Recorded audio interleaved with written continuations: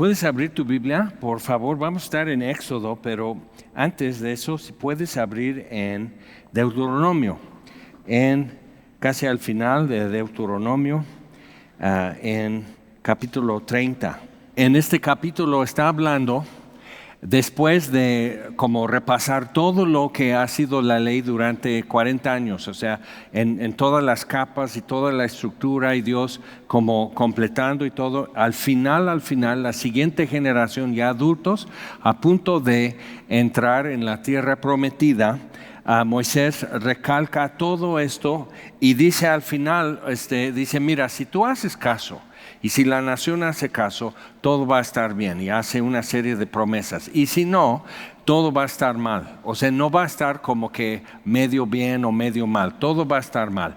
Y al final, precisamente porque nunca guardaron lo que está escrito, lo que vamos a ver hoy en Éxodo, nunca lo guardaron. En cientos de años, Dios llevó la cuenta, y los 70 años de exilio realmente fue la suma de lo que le debían a Dios, de dejar la tierra descansar cada 7 años. Bueno, el séptimo de año, en 7 años. Entonces, pues Dios dice, pues ahora sí me lo van a cumplir, se lo estoy cobrando. Y la tierra descansó. Y literal, o sea, no hubo nada. Y hay razones hasta ecológicas por eso. Pero aquí dice, en Deuteronomio 30, o sea, es la promesa después de ser castigados, después de ser dispersados, después de poner la espada contra ellos y entregarles a sus enemigos y todo.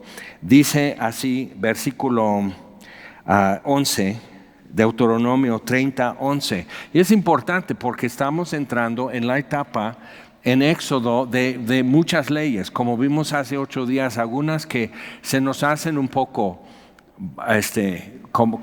como para barbaridad y no para gente civilizada. O sea, de cómo, hasta dónde puedes maltratar a un esclavo, por ejemplo, y dices, ¿qué tal si simplemente no hay esclavos? O sea, eso sería más humano, más cristiano, más.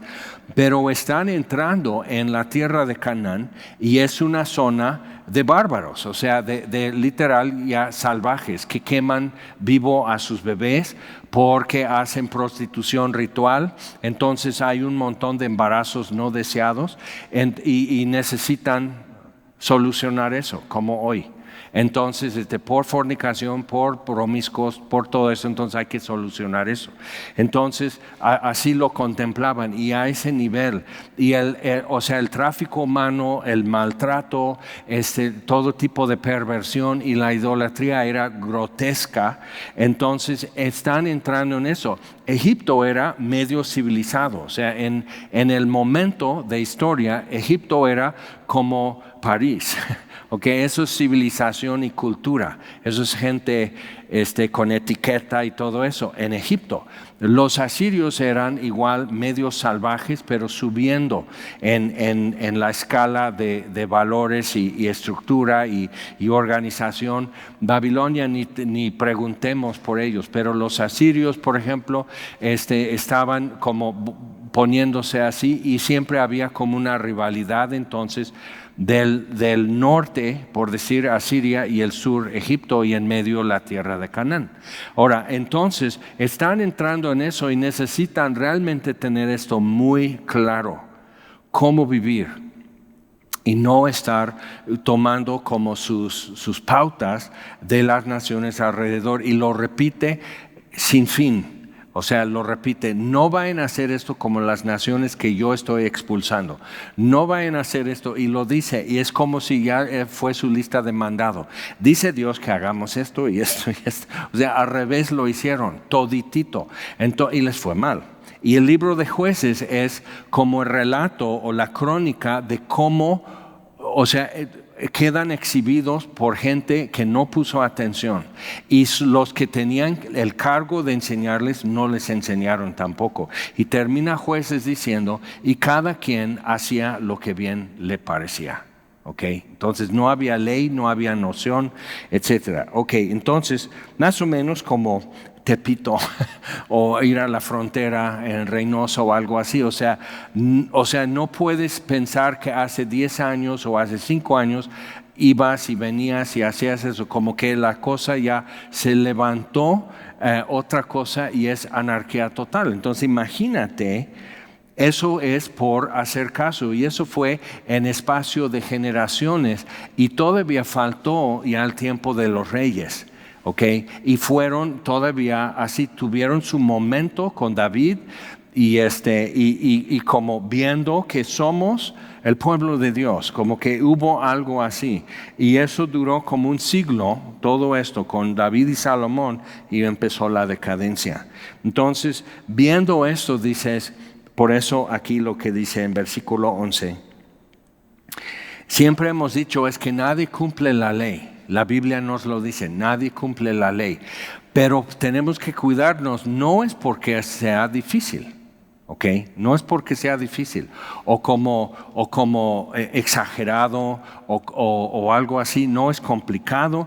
Ahora, el sistema rabínico lo hizo muy complicado. Por ejemplo, lo que vimos hace 8 días, que no hervirás o no guisarás el cabrito en la leche de su madre. Entonces eso tiene 2 aspectos. Uno es porque era un rito para hacer fértil sus hortalizas. Entonces hervían eso y hacían el caldo del cabrito y su madre. Y probablemente no era un cabrito que había nacido, sino que lo abortaban. Si eres de rancho, en algunas partes de México saben que los potros y cosas así. Entonces, como hervir eso, y el caldo lo rociaban en sus siembras o su hortaliza para que diera más fruto. Entonces, no hagan eso, aunque todos los vecinos van a decir, pero es que funciona, es que es la eficaz, es como Vaporub en tiempo de invierno, o sea, hay que hacerlo. Entonces, no, eso es un lado, porque tenía su aspecto religioso. Y hay gente en Semilla inclusive que va con diferentes, que es homeopatía plus, que usan péndulos, que usan cristales, que usan dinámicas de vibración en los chochos y todo eso. Y yo nomás me quedo así, digo, va, pero queda muy claro aquí que no. Entonces, o sea, bajo tu responsabilidad. Entonces, porque ya estás entrando en un territorio nebuloso, un poco raro. Entonces, pero dice, es que lo que Dios pone es difícil. Ok, los rabinos a hoy, si tú vas a Israel, por ejemplo, en cualquier comunidad de judíos, lo que vas a encontrar, entras en un restaurante y te preguntan, ¿carne o no carne? Digo, ¿lácteos o no lácteos? Entonces, si vas de este lado, pides tu bistec o algo así, pero no va a haber queso, no va a haber gratinado, no va a haber nada de leche de este lado del restaurante. Y hasta los platos que sirven de este lado son otros platos. Ni siquiera el plato lo puedes usar para lácteos y para carne. O sea, es muy distinto y por separado. Entonces vas a una cafetería. O sea, si vas a pedir tu baguette, es de este lado y sin queso y sin leche en tu café. O sea, no combinar. ¿Y por qué? Porque los rabinos decidieron. O sea, ¿ves cómo puede uno errar totalmente la intención de Dios en el texto? Es muy importante pararte así y decir, ¿por qué lo dirá? Y no necesitar resolverlo en 100 años, si eso es lo que tarda para resolverlo, no resolverlo, pero nos gusta ser los expertos, entonces tenemos que dar una sentencia y decir, es esto. Entonces decidieron los rabinos que lo que pasa es que si tú pides tu hamburguesa en Jerusalén, una hamburguesa con queso, este queso puede ser la leche de la vaca que también parió el becerro. Y que ya es, o sea, que ya creció y todo, lo sacrificaron y ya es carne molida y ya hacen, y dices, ¿en serio? Entonces muchos judíos muy ortodoxos no toman su té de tazas de cerámica porque el barro puede traer hueso humano por ahí. Alguna vez se encontró. Entonces puede traer eso, entonces estás tocando muerto, entonces ya eres inmundo. Y digo, qué dolor de cabeza. En serio, o sea, ves cómo complicaron algo y cambiaron el enfoque a algo meramente físico. O sea, siempre que tú puedes tocar, por eso en Colosenses dice, no te sujetes a esas ordenanzas que han inventado de no toques, no manejes, ni no gustes, o sea, todo eso puede hacer. Y eso es muy humano y se nota porque también los protestantes lo tenemos, ¿no? Entonces no ir al cine, no hacer esto, no hacer el otro, no tocar, o sea, todo es así porque te contaminas. Entonces tenemos que ver, bueno, ¿por qué existe el mandamiento? Realmente, ¿qué es lo que Dios, al hacer esto, dónde te coloca o dónde te hace mirar? Eso es mucho más efectivo para entender la intención de un mandamiento. Si me coloco en esto, si me paro aquí, como hemos visto de cómo es el tabernáculo, entonces al hacer el rito del sacerdote levítico de quemar el incienso, de atender la lámpara, de atender los panes que presentan las tribus a Dios, o sea, al hacer eso, ¿dónde se está colocando? ¿Qué movimientos? ¿Qué está haciendo? O sea, fíjate en eso porque tiene significado. Entonces todo eso, o sea, ponte a hacer lo que Dios dice y te deja ver lo que, o sea, es como ir a Jerusalén a la casa de Caifás, y ya saben que es la casa de Caifás, es una ruina, pero la han podido restaurar. Entonces entras y aquí está el patio, donde Pedro y la muchacha, la portera y todo, y entonces aquí habría como escalones y la parte elevada, una terraza, y la casa, o sea, la planta alta era donde realmente vivían y la parte baja era de servidumbre, cocina, bodegas y todo eso. Entonces cuando Jesús se voltea, pero tienes que pararte ahí y darte cuenta, pero ¿cómo? O sea, entre el gentío y entre eso, o sea, ¿cómo pudo voltearse? ¿A poco estaba en el patio también? No, estaba en la terraza, se voltea y mira a Pedro. Y Pedro está aquí y sale, avergonzado, a llorar. Entonces cuando te pones a hacer lo que está escrito ahí, te deja ver algo que tenías que ver, ¿no? Entonces es como un rally, cuando iban a Tierra Alta o algo así, tienes que estar aquí, tienes que hacer esto, tienes que ver así y ya ves la respuesta. Si estás aquí criticando o aconsejando algo, no puedes ver lo que hay que ver. Había inclusive uno que era un tubo grande y tenían que pasar el tubo, entre otras cosas, y era por tiempos. Entonces, y le decían cuando el equipo, al primero del equipo que iba a pasar por el tubo ese, mira arriba. Y si miraba arriba en el tubo estaba la clave. Y al salir decía la clave y todo el equipo pasa. Pero tenías que estar en el tubo y hacer lo que te dicen, y o sea, ya todo se queda claro. Entonces ya le dice la clave al que está coordinando ahí, y ya todo el equipo, entonces obvio reducen por los obstáculos, reducen por mucho su tiempo. Entonces otra vez es colocarte en eso.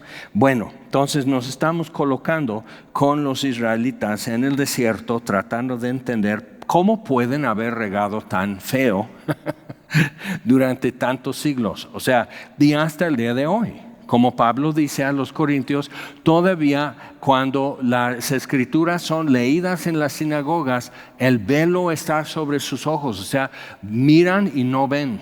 ¿Ok? Miran y no ven. Entonces, ¿por qué? Porque no están colocados donde tenían que estar. El punto de vista está esquivado. Y eso es porque rechazaron a Cristo. Y literal han reinterpretado profecías acerca del Mesías para excluir a Jesús de Nazaret de posible.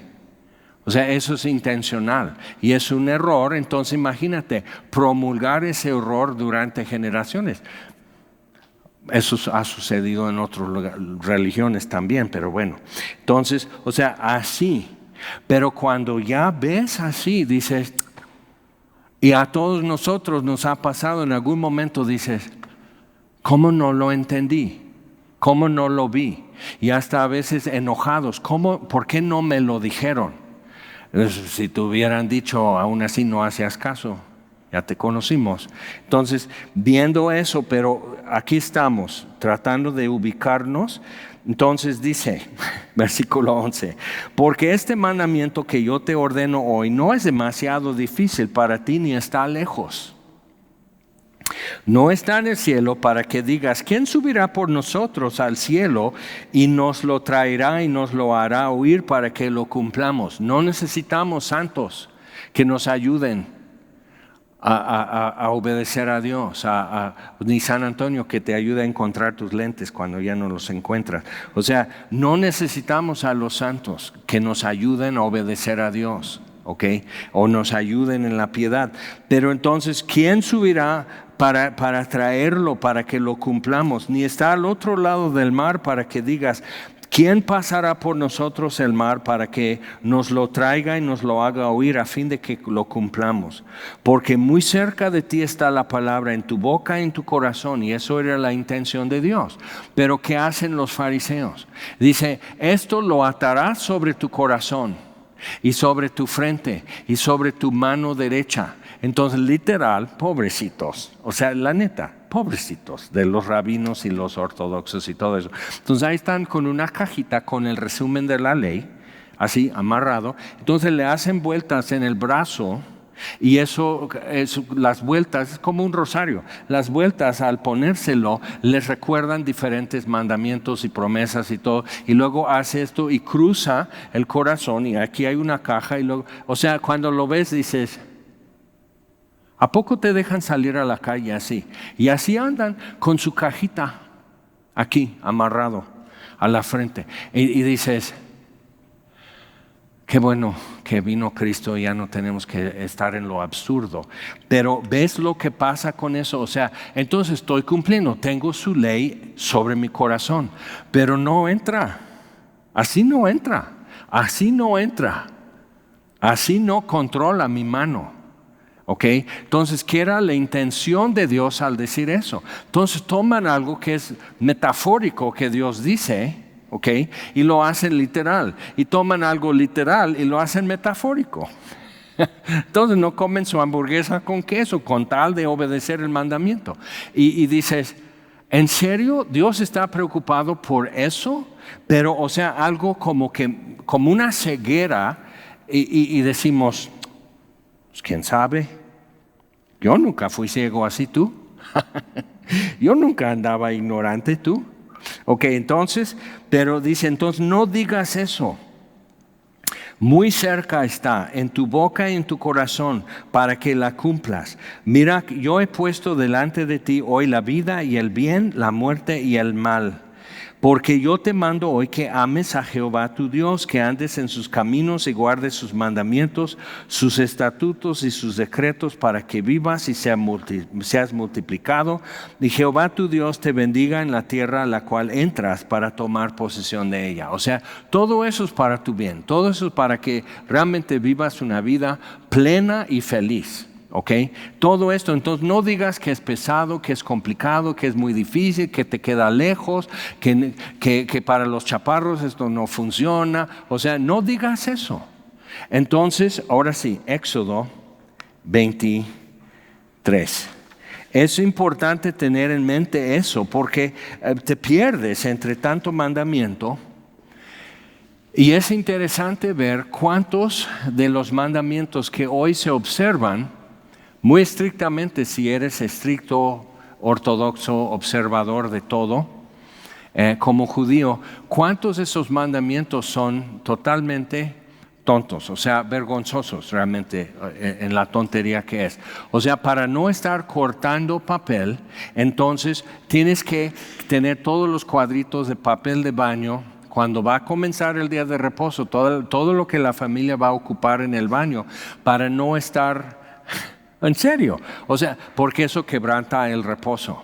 Y dices, ¿en serio? O sea, ¿crees que Dios eso es lo que le indigna? Y por eso fueron 70 años de exilio, porque no cortaban su papel de baño antes del día de reposo. O sea, ¿ves qué mal queda cuando cambias el modo de interpretación?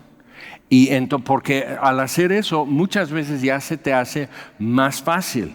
En lugar de estar cuidando a tu prójimo, amándole como a ti mismo, nomás estás ahí cortando el papel de baño y eres santo. Eso es piedad, eso es temor de Dios.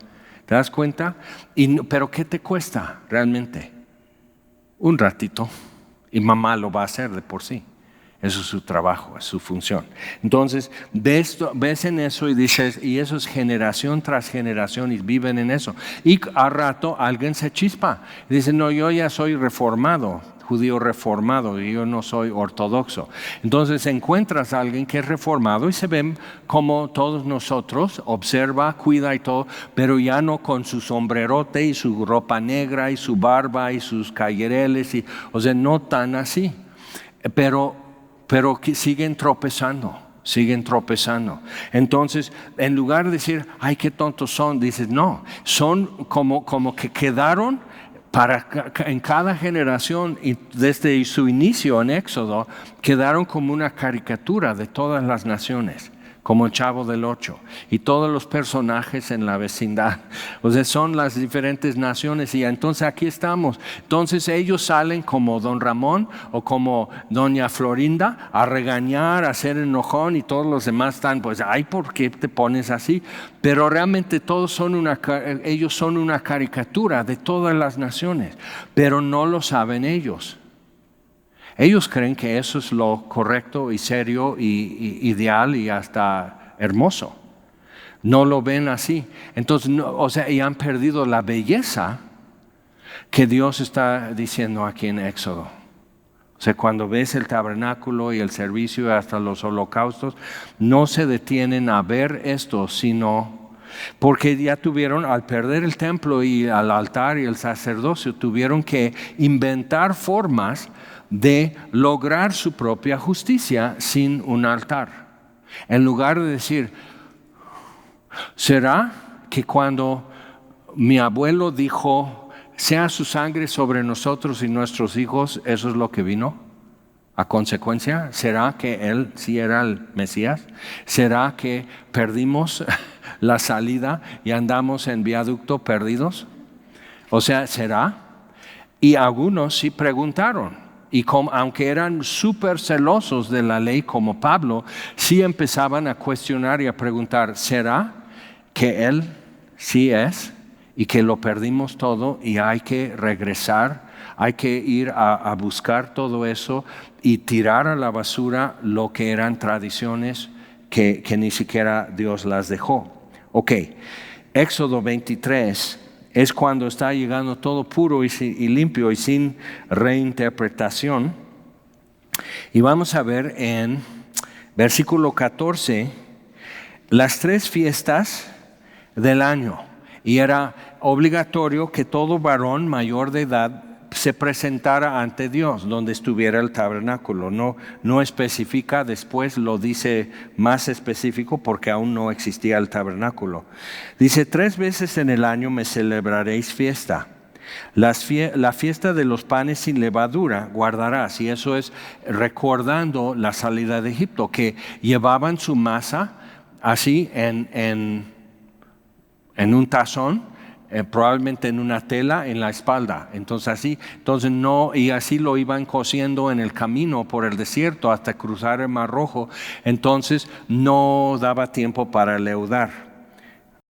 Entonces primero esto, pero comienza entonces la Pascua, o sea, el sacrificio del Cordero de la Pascua y luego los días de pan sin levadura. Pero ya lo han hecho súper elaborado y es como posadas, o sea, lo que hay que decir, lo que hay que hacer, quién lo dice, cómo lo dicen, bien desafinado, como sea, pero todo lo que hay que hacer. Pero igual si les preguntas, es sorprendente cuántos judíos ni siquiera han leído Éxodo para saber realmente qué sucedió. Y hasta ellos mismos lo consideran como una leyenda. Es como los 3 reyes magos llegan, o sea, es una leyenda, es una fábula. Pero lo decimos a los niños porque es nuestra tradición. Okay, eso es nuestra leyenda. Entonces, así. Entonces, cuando ves eso, porque llegas a Israel y dices, aquí todo el mundo anda así esperando la venida del Mesías. No, la mayoría son seculares totalmente, ni siquiera observan. Descansan el sábado porque todo el mundo descansa sábado, pero no observan, no guardan nada, viven totalmente mundano. Y luego ves uno que otro que no, y los ortodoxos en la ciudad vieja, y te sorprende verlos y igual, o sea, están en lo suyo, estableciendo o sea, trabajan día y noche en eso, en ser piadosos. No producen nada en Israel, simplemente son piadosos. Y no pagan impuestos porque no reconocen el Estado israelí, porque Dios tiene que establecer la nación, no el hombre. Entonces no reconocen, pero abren y hay agua y hay electricidad y no pagan impuestos. Entonces tienes que ver que sigue siendo un pueblo complicado. O sea, lo que leemos aquí con Moisés en el principio y quejándose con él y todo, y llegamos a esto, nunca dejaron de ser complicados, nunca dejaron eso. Entonces necesitamos ver, y Dios nunca los dejó. Y su promesa sigue fiel, y hay cosas que Él todavía va a hacer por un pueblo necio y complicado. Entonces, esas tres fiestas, uno, panes sin levadura, que es la Pascua, marzo, abril, mes de Abib, en él saliste de Egipto y ninguno se presentará delante de mí con las manos vacías. O sea, tienes que saber a lo que vienes y ser parte de eso. Es importante ver que todos tienen que estar dentro de la casa cuando se pone el sol. También la fiesta de la siega, los primeros frutos de tus labores que hubieres sembrado en el campo, y la fiesta de la cosecha a la salida del año, cuando hayas recogido los frutos de tus labores del campo. Ok, entonces la fiesta de la siega, las primicias, y lo importante de eso es que cuando empieza lo primero, entonces entre los diferentes frutos del campo hay frutas, hay aceitunas, por ejemplo, los vides están dando también, pero entonces la cebada está antes que el trigo, como aquí el jitomate sale antes que el maíz. Entonces tienen eso, entonces das las primicias, y eso ya se hizo una costumbre entre cristianos para prosperar. Okay. Tienes que traer, cuando entras en un nuevo trabajo, traes al pastor las primicias, y digo, no, a mí no me traigas nada de eso, yo no voy a ser el culpable si no te va bien en tu trabajo, y etcétera. Entonces, pero ve, o sea, esos los hijos de Israel. Y hay razones por qué Dios está estableciendo eso. Acuérdate a dónde van a ir a aterrizar en tierra de Canaán, donde no se hacen las cosas bien, donde son salvajes, donde son bárbaros, donde comen a sus niños, inclusive. O sea, necesitas ver qué, o sea, Dios tiene que decir esto, y nada de esto, y nada de aquello. Lo tiene que dejar muy claro. Entonces, las primicias es porque tú estás diciendo, me va así, o bien o no bien, pero estos son lo primero que empiezo a traer. Y entonces eso es Pentecostés en el Nuevo Testamento. Y se cuentan los días desde la Pascua, desde que sacrifican el cordero, se cuentan los días, 50 días para llegar a Pentecostés. Entonces eso es el comienzo de la cosecha.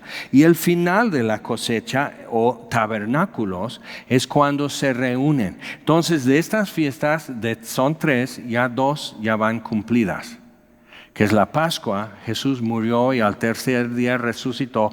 Las primicias, cuando la iglesia nace, cuando viene el Espíritu sobre los primeros discípulos, 120 en el aposento alto en el día de Pentecostés, eso fue el cumplimiento. Y ve que tan así que se creía que Moisés, o se traían a Moisés como su Salvador y casi como Dios. Dios no, pero Moisés sí. Moisés dice esto, Moisés dice el otro. Entonces Jesús por eso dice, habéis oído en el Sermón del Monte, porque siempre citaban a Moisés, pero ni siquiera lo dijo Moisés, pero era como su bandera de autoridad. Entonces, cuando eso está pasando, el día de Pentecostés está mirando atrás a la Torre de Babel. en la confusión de lenguas. Y Dios está mostrando que Él es el autor de la dispersión de las naciones y ya está en las primicias trayendo, porque de esos que estaban oyendo de todos los países bajo el sol, oír las maravillas de Dios en su propio idioma, escucharon el sermón de Pedro y 3,000 varones creyeron y fueron bautizados. Entonces todas las naciones son las primicias, esos 3,000 en el día de Pentecostés. ¿Sí te das cuenta? Okay. No es porque hablaban en lenguas, es porque son las primicias, es el comienzo de la cosecha. Entonces el final es tabernáculos cuando se reúnen todos igual y es el fin de la cosecha, es el fin del año. Ahora los rabinos dicen tenemos 2 años nuevos. Uno es Pascua, es interesante. Uno es así, el otro calendario es el calendario civil. Entonces tenemos también el otro fin de año, año nuevo, que es el día de expiación, Yom Kippur. Y lo toman así, pero eso no es lo que Dios dice. Simplemente lo decidieron así. Entonces otra vez a veces medios arbitrarios, nosotros decimos, bueno, Dios no lo ha dicho, pero nosotros lo vamos a hacer. Ok, Dios no lo dijo, lo vamos a hacer porque es expediente, porque nos funciona, nos ayuda. Pero si Dios no lo dijo, es totalmente desechable. O sea, puede ser útil, puede ser funcional, pero si Dios no lo dijo, en el momento que estorba, hay que tirarlo. Y no lo hicieron. Okay. Entonces tienes eso y lo cambiaron. Yom Kippur es más importante que la Pascua, que es redención, más importante porque es el día que te ocupas de hacer muchas obras buenas y dar limosna y hacer muchas cosas en Yom Kippur como para ver si puedes nivelar tu saldo de pecado y justicia. Como si Dios fuera a tomar en cuenta tu justicia a cambio de tus culpas.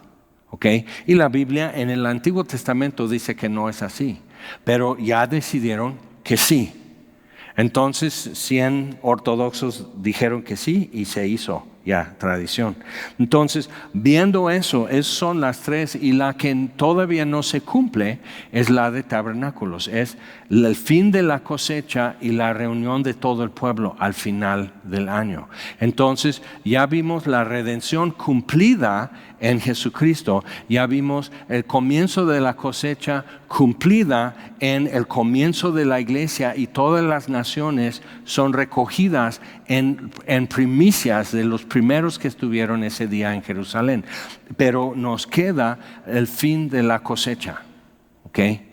Entonces es interesante ver cómo Jesús, hablando de eso, habla de cómo los ángeles de Dios van a salir al final de la tribulación a recoger de su pueblo, de los 144,000, entre los 4 vientos y los van a recoger para Él. Entonces eso ya es el fin de la cosecha, porque Dios vuelve su mirada hacia Israel, porque el tiempo de los gentiles habrá pasado. Ahora es interesante porque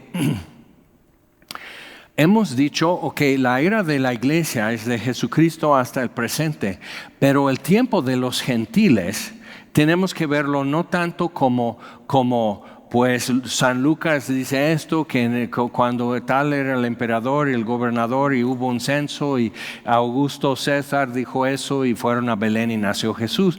Entonces, porque de repente eso para nosotros es más como conocido. Hemos escuchado eso, hemos celebrado Navidad y todo, entonces más nuestro eso. Pero el tiempo de los gentiles realmente comenzó con el exilio en Babilonia. Porque entonces Dios empezó a partir de ahí a tratar con todas las naciones.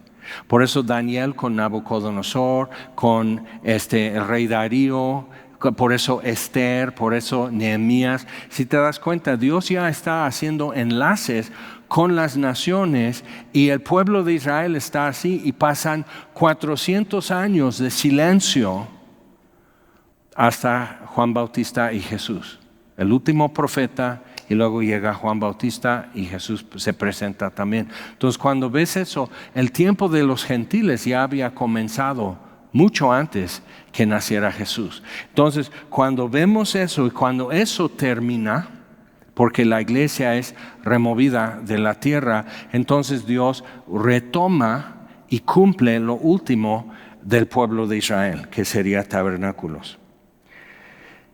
3 veces en el año, versículo 17, 3 veces en el año se presentará todo varón delante de Jehová el Señor.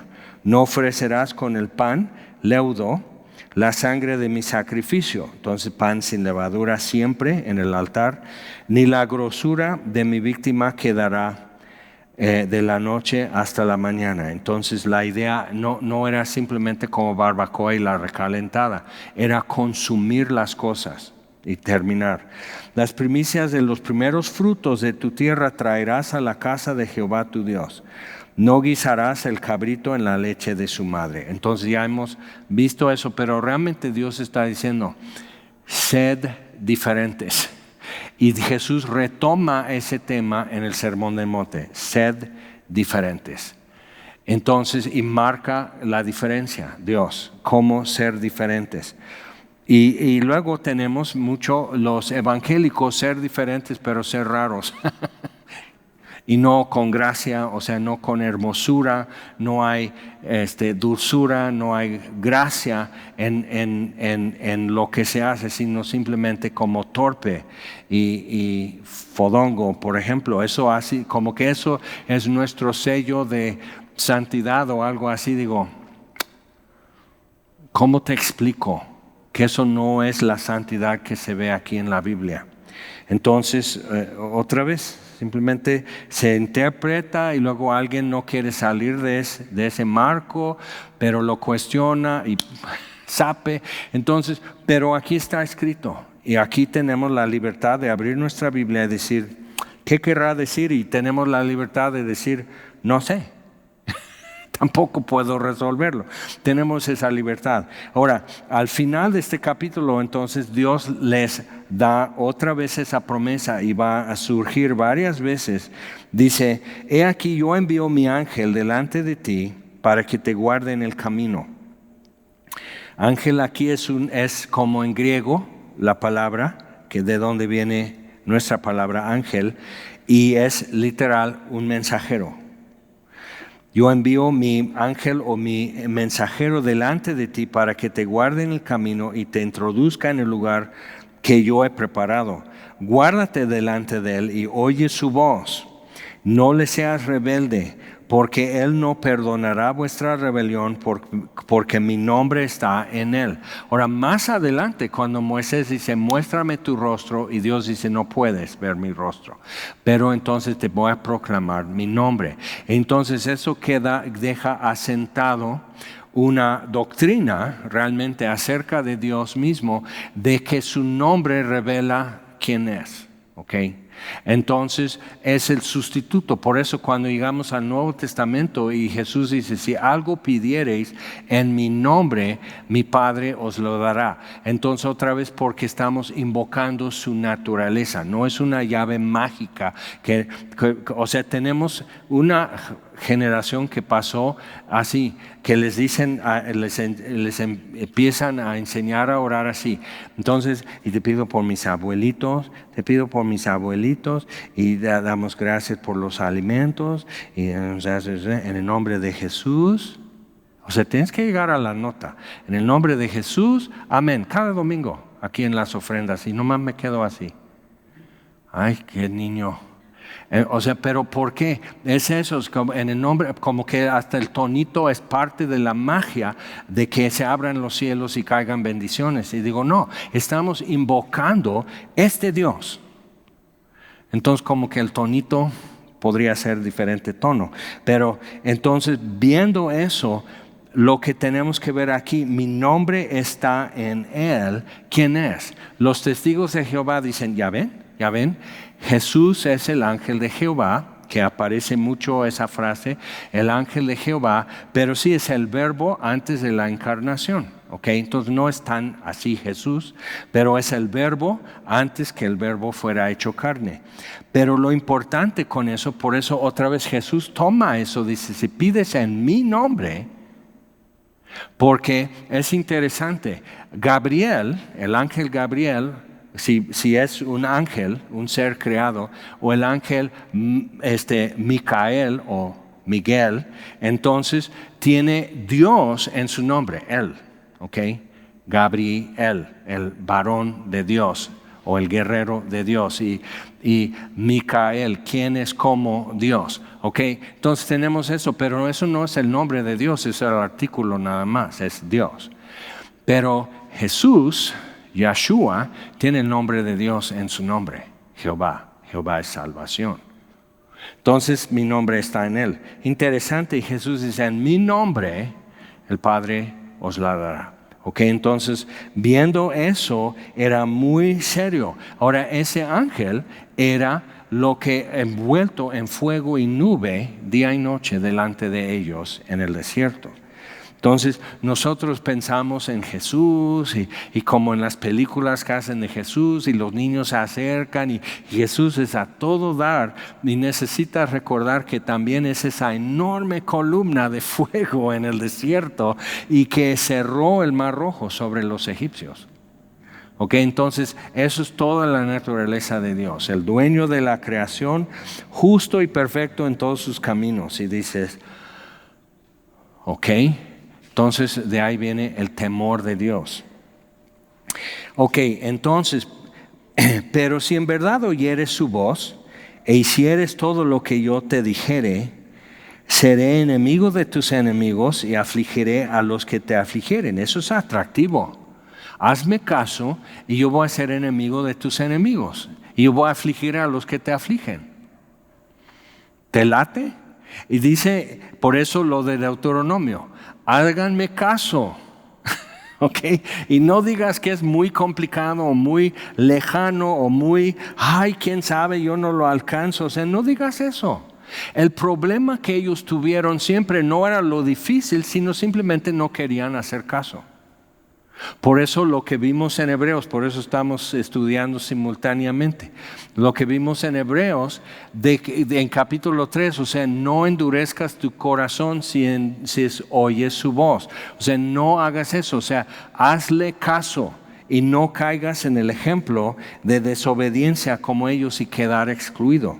Ok, entonces, mi ángel irá delante de ti y te llevará a la tierra del amorreo, que eran horribles, el eteo, un poco menos, el fereceo, el cananeo, el heveo y el jebuseo, a los cuales yo haré destruir. No te inclinarás a sus dioses, que lo hicieron, ni los servirás, que lo hicieron, ni harás como ellos hacen, lo hicieron.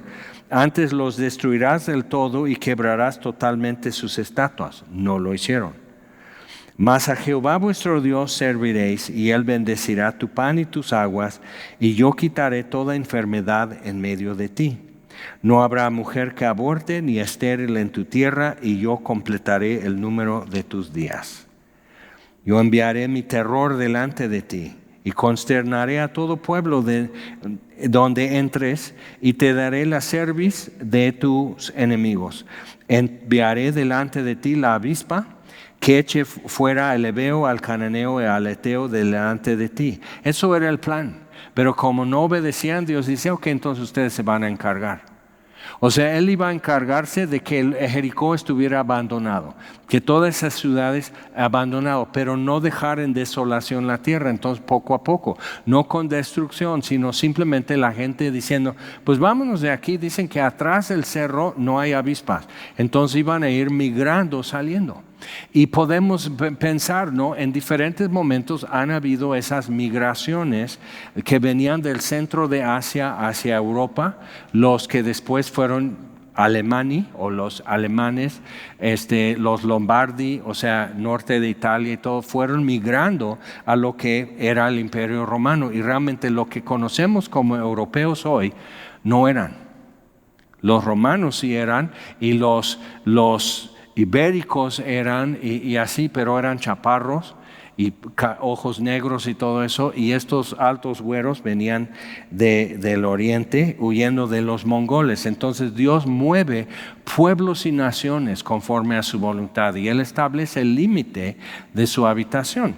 Entonces Dios está diciendo, bueno, yo puedo simplemente hacer que se desocupe la tierra de los cananeos. Pero al llegar vas a encontrar estatuas, vas a encontrar templos, vas a encontrar altares, cosas que ellos dejan. Lo tienes que romper y destruir todo. No lo hicieron. No los echaré de delante de ti en un año, para que no quede la tierra desierta y se aumenten contra ti las fieras del campo. Poco a poco los echaré de delante de ti hasta que te multipliques y tomes posesión de la tierra. Y fijaré tus límites desde el Mar Rojo hasta el mar de los Filisteos, entonces toda la península de Sinaí. Okay. Si has seguido un poco todos los conflictos en Medio Oriente, hubo un tiempo que Sinaí ya era bajo control de Israel. Y muchos decían, bueno, ya es el fin. O sea, ya están en posesión de lo que nunca lo fueron, que ya están en posesión de su territorio. Pero va a ser hasta el Éufrates, o sea, entrando en Irak. Es lo que Dios prometió, del mar Mediterráneo hasta el río Éufrates, del Mar Rojo, el Mediterráneo y todo alrededor, el Golfo de Adén, lo que es Arabia y todo eso, lo que hoy es Jordania, Siria, todo eso debe ser tierra de Israel. Entonces, no lo es. Todavía hay pendientes. Entonces dice, pero esos son los límites, y desde el desierto hasta el Éufrates, porque pondré en tus manos a los moradores de la tierra y tú los echarás de delante de ti. No harás alianza con ellos, lo hicieron, hasta que se casaban con las hijas de los reyes, ni con sus dioses. En tu tierra no habitarán, no sea que te hagan pecar contra mí, sirviendo a sus dioses, porque te será tropiezo. Imagínate, aquí estaba en blanco y negro escrito, no le hicieron caso. Y un nieto de Moisés es el que introdujo, como israelita, introdujo la idolatría en territorio de Dan, en el norte de Israel. Él fue nieto de Moisés. Entonces, por eso hemos dicho tantas veces, nunca estamos más que un paso. Anarquía, idolatría, destrucción. O sea, tenemos que poner atención a estas cosas. Que puede ser todo un santo de Dios, varón, y su nieto va a traer la destrucción de su nación en sus manos.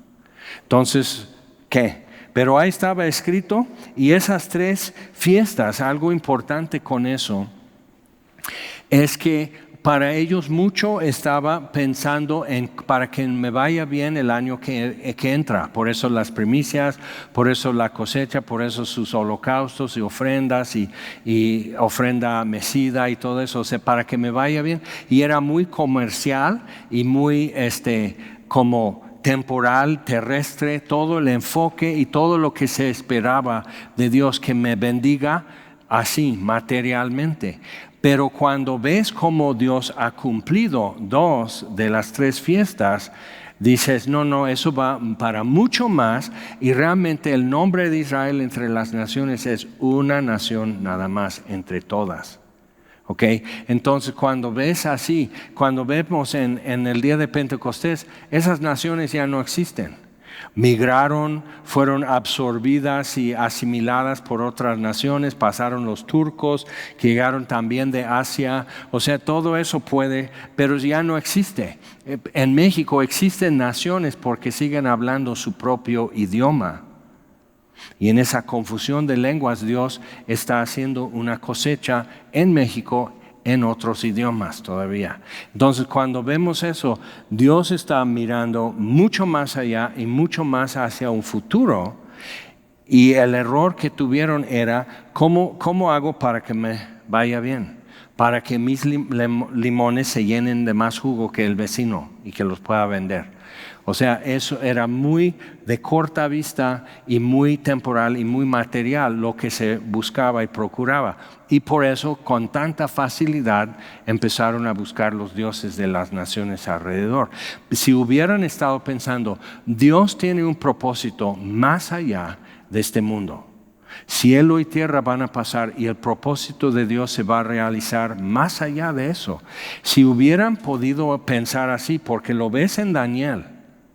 lo ves en David, lo ves en Isaías, pero como nación no tenían esa visión. Ahora, podemos seguir así de luto por los israelitas y sus sufrimientos y rebeliones, pero ya podemos voltear la cámara hacia nosotros y decir, ¿qué necesito hacer para igual cambiar mi visión hacia lo eterno y pensar que esto, ¿cómo puedo hacer para que esto me salga bien? Ok, pues Dios te va a ayudar y te va a resolver, pero ¿cómo puedo alinearme con lo que Dios va a hacer más allá de mi vida, más allá de mi época, más allá de cielo y tierra?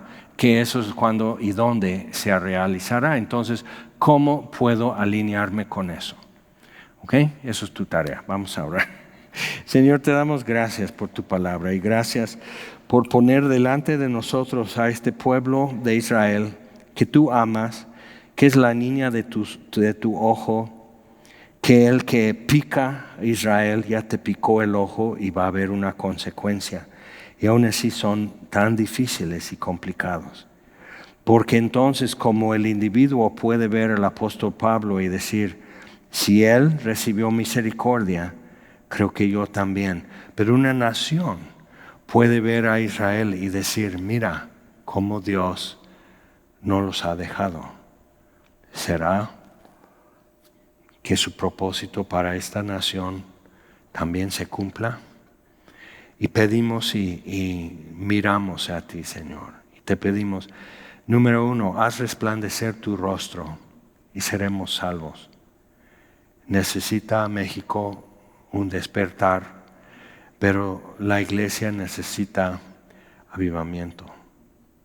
Entonces, ¿cómo podemos, Señor, cambiar, tornar lo terrenal y temporal que tanto nos ocupa?